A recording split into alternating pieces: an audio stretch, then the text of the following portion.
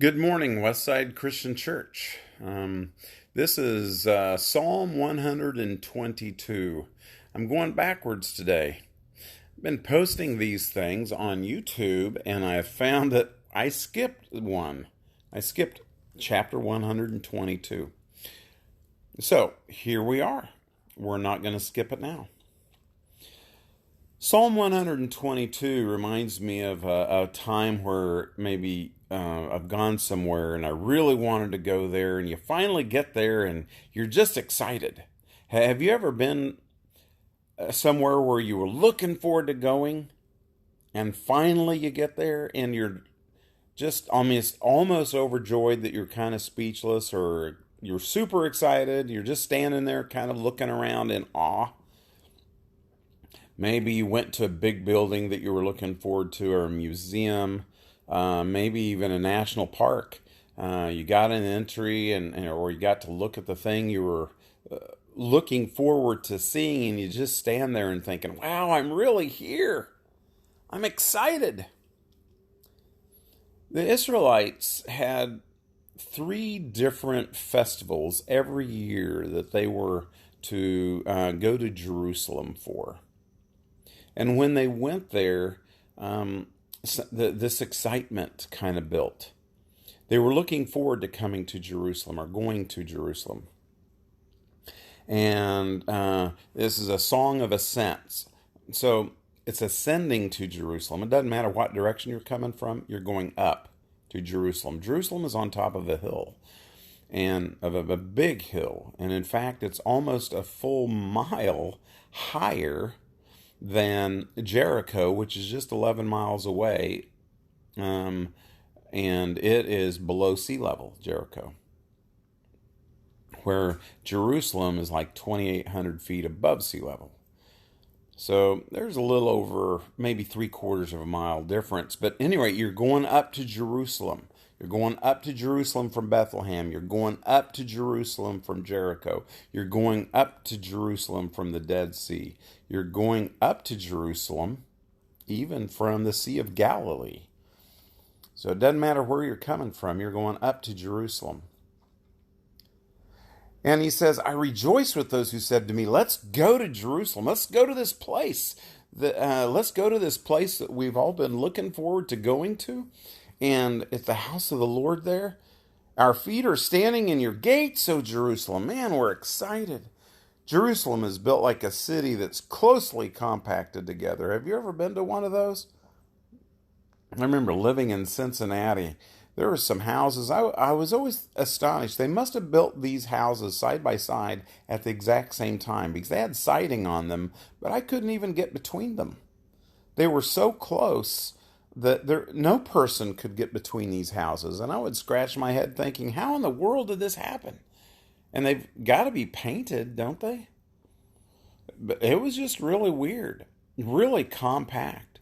Even more so compact are the big cities with just skyscrapers after skyscrapers of apartments, and they're compact. Now Jerusalem is compact for the city of its time, 3,500 years ago, 3,000 years ago when David lived there. It was pretty tight. It was smaller, obviously, than it is now, but some of those stones are still there that David walked around.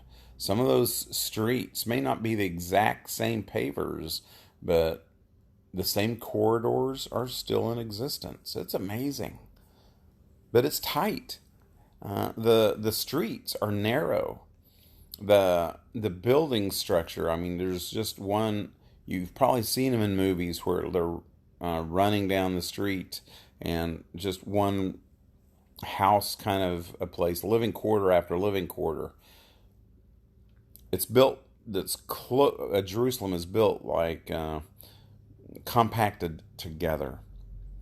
And that's where the tribes go up. All the people from Levi, Judah, Simeon, Reuben, Benjamites, all these different tribal peoples are coming to Jerusalem to worship at the house of the Lord for one of these three festivals. And they're usually excited to be there. They get to meet old friends, see relatives they haven't seen, or be at the temple. That, man, is a grand place. It's for ancient temples. It's the largest ancient temple area in the entire world, as far as history can find.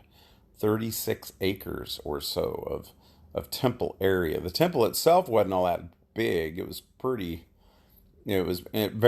neat. But the area around it was fabulous as well. The temple courts were just huge. But there they praise the name of the Lord according to the statutes given to Israel. He's saying, and there's thrones there for judgment. If you need to go to the Supreme Court, so to speak, the priests would deal with the judgments that needed to happen. And people may go there for that. Pray for peace of Jerusalem. May those who love you be secure.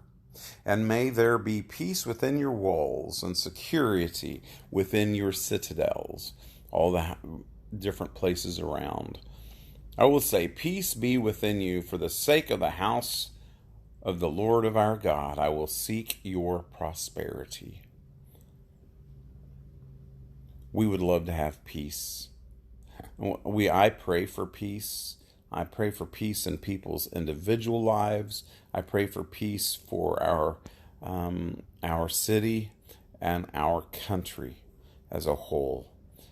Chaotic times, but we have something to look forward to. I look forward to a day that I get to be in heaven and enjoy the peace, eternal peace that God provides because of the work He did in Jerusalem. What quite a city of history, of eternal history, if you think of it that way. New York City, London, Paris, they don't hold a candle. They don't hold any kind of light or any kind of weight. Shanghai, Delhi, San Paul, or whatever, wherever, no city holds a light to Jerusalem with history that will stretch into eternity. A place we would all love to go. Psalm 122 is a unique psalm, and I didn't want to skip it, so there we have it. Have a great day, and God bless.